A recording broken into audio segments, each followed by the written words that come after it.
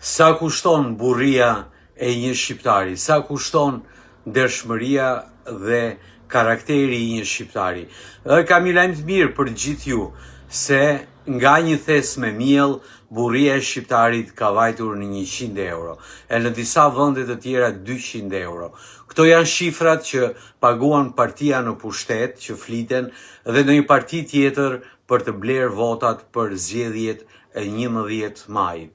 Ka pasur gjithmonë një histori shqiptare të shitur ndaj pushtuesve, ndaj të huajve, ka njohur gjithmonë njerëz të tillë, por të vjen keq që nga një thes miell ka vajt nga 50 euro, 100 euro, burria, karakteri, ndershmëria e shqiptarit.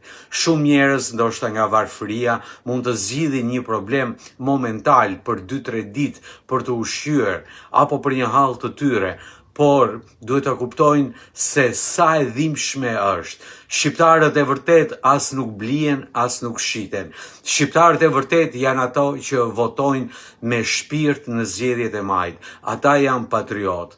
Lëreni dhe mendoni që të jeni të paktën një herë në 4 vjet, kur keni atë mundësinë tuaj, të jeni të lirë, të jeni të pavarur për ta dhënë votën tuaj ashtu si ju do shpirti.